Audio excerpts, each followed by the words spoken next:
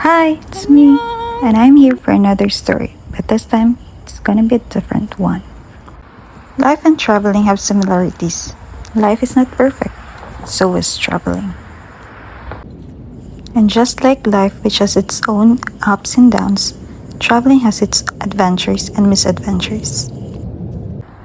But that's what makes it more fun and even worthwhile.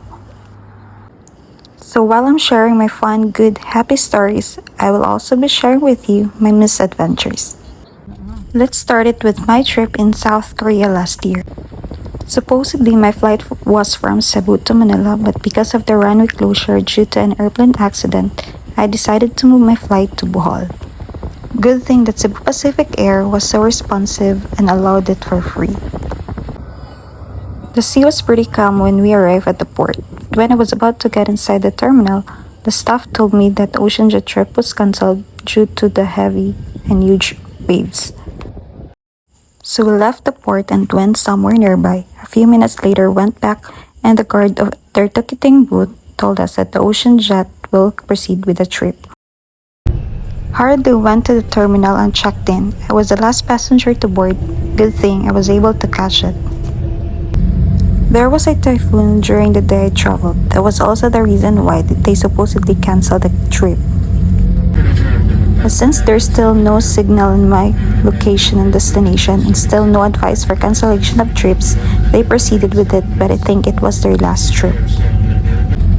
And yes, the waves were really huge. The crew started giving out plastics to passengers to use if they got seasick.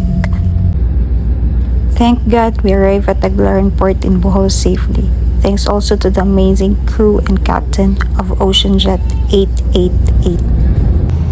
After arriving, I cleaned my bag and hurriedly walked going outside. Thank you, Ocean Jet! Hailed this drive for 400 pesos to Bohol Panglao International Airport, which took about 30 minutes. Thanks to this very friendly Kuya driver. The sky was pretty dark already and it has been raining too. I arrived early at the airport. Cebu Pacific Air check-in counter staff offered to transfer me to an earlier flight, which I accepted. It was my first time at Bohol Panglao International Airport. My new flight to Manila was delayed but still better than my original flight. It was so quick, but thank you, Bohol. Surely I will be back again. It was raining heavily when we landed in Manila. It was so dark outside. Thanks God we landed safely. And thanks Cebu Pacific for a safe flight. Since there were many passengers, the taxi line was so long and no Grab driver would pick up my request. Good thing that I was able to book a room at Savoy Hotel Manila, which is just across Naiya Terminal 3. And the rain was slowly stopping and there was an underpass, so I just walked going to the hotel. The next morning, the rain has been non-stop. I took Grab to the airport.